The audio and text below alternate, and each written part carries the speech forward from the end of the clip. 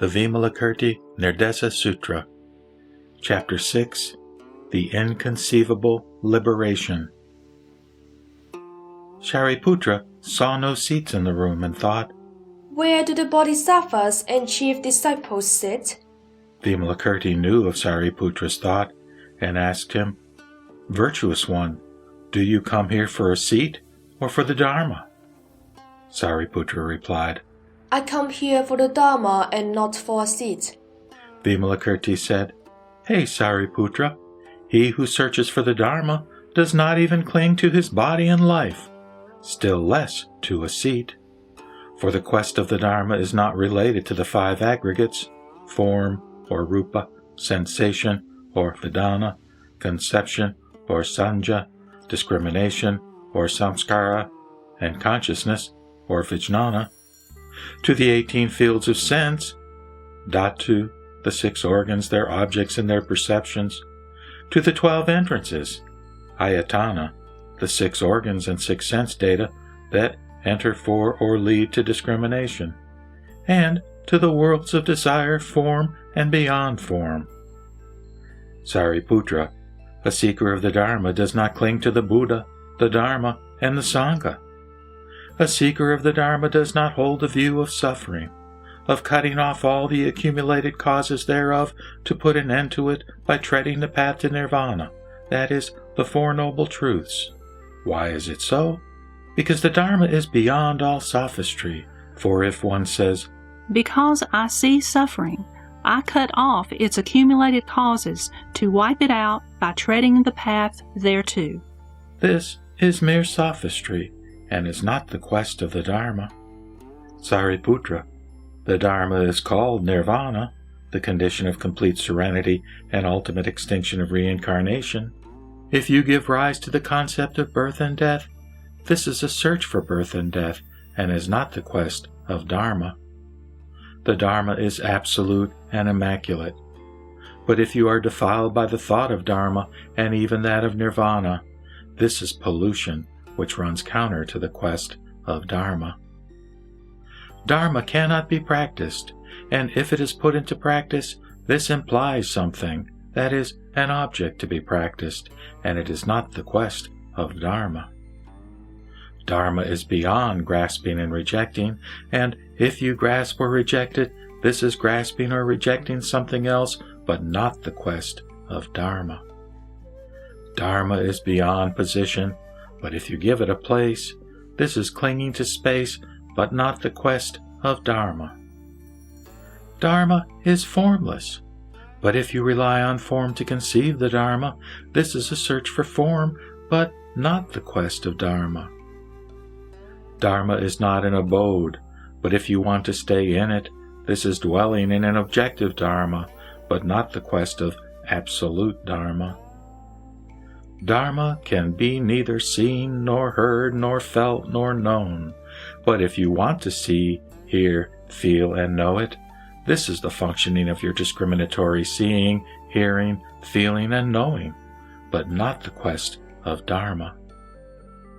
Dharma is transcendentally inactive, but if you are set on worldly activities, this is a search for the worldly way of life, but not the quest of Dharma. Therefore, Shariputra, the quest of Dharma does not imply seeking anything whatsoever. When Vimalakirti so spoke, 500 sons of Devas realized the pure Dharma eye. Vimalakirti then asked Manjushri, "The virtuous one has traveled in countless thousands and tens of thousands of lakhs of worlds. Which one is the Buddha land where the highest merits make the lion throne of its Buddha?" Manjushri replied, "Venerable Upasaka, in the east there is a Buddha land which is separated from here by a distance represented by worlds as countless as the sand grains in 36 Ganges rivers. It is called Merudavaja, whose Buddha is called Merukalpa, who is still there. His body is 84,000 yojana tall, and his lion throne, also as high, is of prominent majesty." Thereat, Vimalakirti used his transcendental powers to invite Buddha Merukalpa to send to his room 32,000 high, large, majestic, and clean lion thrones, which the Bodhisattvas, chief disciples of the Buddha Sakyamuni, Indra and Brahma, the 4 Deva kings, etc., had never seen before. The room contained all the 32,000 lion thrones, which did not hinder one another, and which did not obstruct anything at Vaisali, in Jambuvaipa, or our earth, and in the 4 heavens, where all things remained unchanged as before. Vimalakirti then said to Manjusri, "Please take a lion's throne and be seated among the great bodhisattvas by enlarging the size of your body to that of the seat." Those bodhisattvas who had acquired supernatural powers enlarged their bodies to the size of the thrones on which they sat without difficulty. But the newly initiated bodhisattvas and chief disciples of the Buddha could not mount the high thrones. Vimalakirti then said to Sariputra, "Please be seated on a lion throne." Sariputra replied, Venerable Upasaka, these thrones are large and high, I cannot mount them. Vimalakirti said, "Sariputra, you should first pay reverence to the Tathagata Merukalpa, and will then be able to sit on one of them." Thereat, all newly initiated bodhisattvas and chief disciples of the Buddha paid reverence to the Tathagata Merukalpa, and then sat on the lion thrones. Sariputra said to Vimalakirti, Venerable Upasaka, this was not seen before.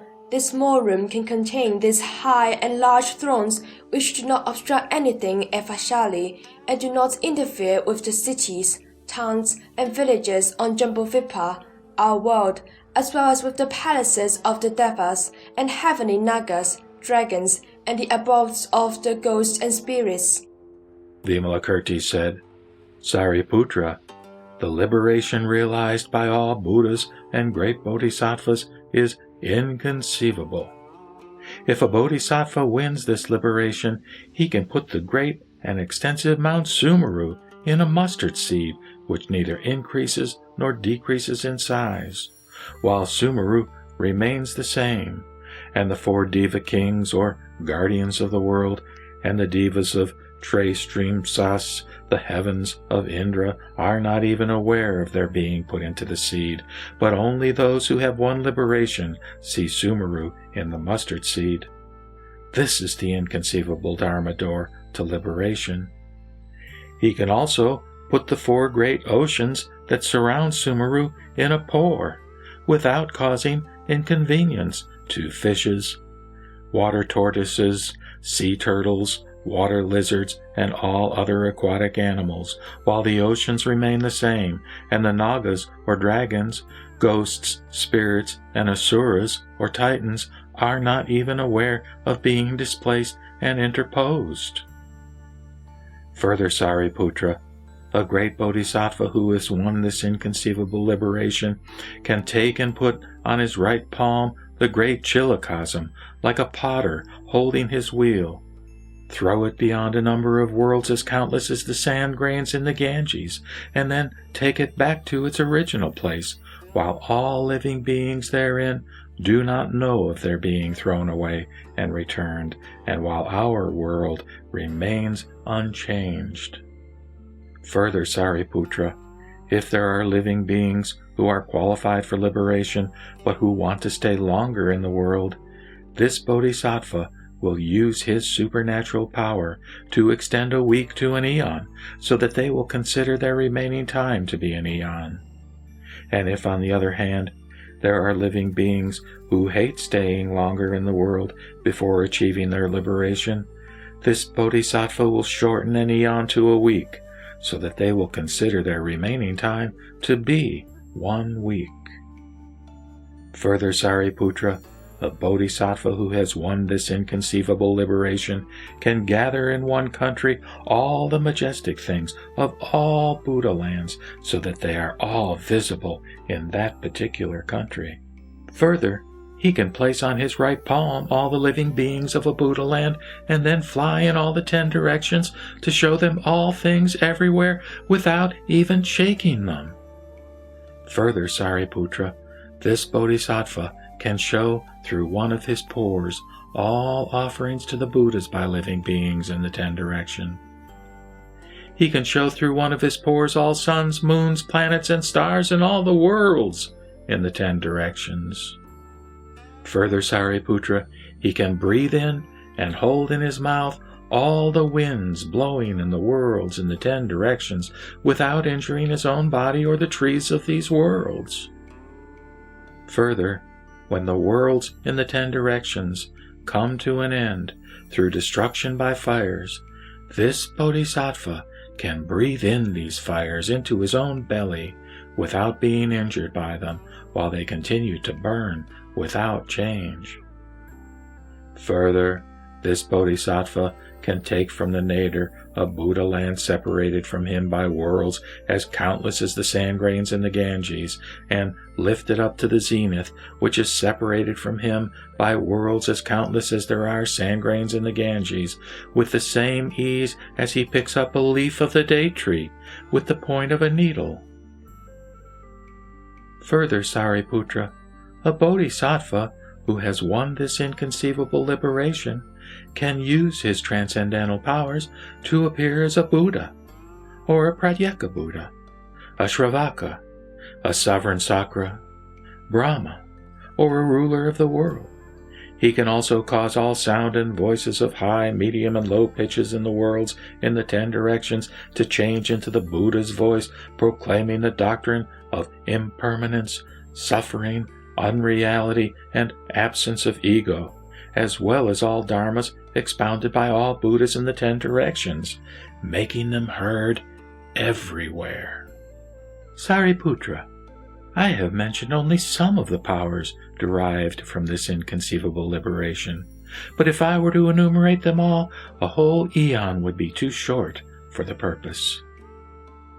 Mahakasyapa, who had heard of this Dharma of inconceivable liberation, praised it and said it had never been expounded before. He then said to Sariputra, Like the blind who do not see images in various colors shown to them, all Sravakas hearing this Dharma door to inconceivable liberation will not understand it. Of the wise man hearing about it, who will not set his mind on the quest of supreme enlightenment? What should we do to uproot forever the rotten Sravaka root, as compared with this Mahayana, so that all Sravakas hearing this doctrine of inconceivable liberation shed tears of repentance and scream so loudly as to shake the great chiliocosm? As to the Bodhisattvas, they are all happy to receive this Dharma reverently by placing it on the tops of their heads. If a Bodhisattva believes and practices this Dharma door to inconceivable liberation, all demons cannot oppose him. When Mahakasyapa spoke these words, 32,000 sons of the Devas set their minds on the quest of supreme enlightenment. Thereat, Vimalakirti declared to Mahakasyapa, Virtuous one, those who appear as kings of demons in countless worlds in the 10 directions are mostly bodhisattvas who have realized this inconceivable liberation and who use expedient devices, or upaya, to appear as their rulers in order to convert living beings.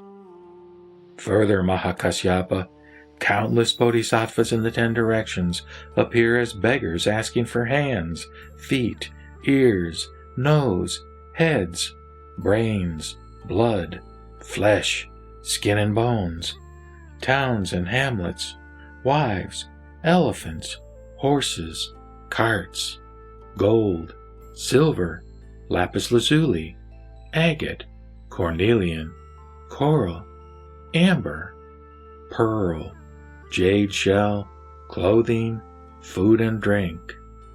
Most of these beggars are bodhisattvas who have realized this inconceivable liberation and who use expedient devices to test believers in order to cement their faith in the Dharma. Bodhisattvas who have realized inconceivable liberation possess the awe-inspiring power to bring pressure to bear upon believers and ask for inalienable things to test them, but worldly men whose spirituality is low have no such transcendental powers and cannot do all this. These bodhisattvas are like dragons and elephants which can trample with tremendous force, which donkeys cannot do.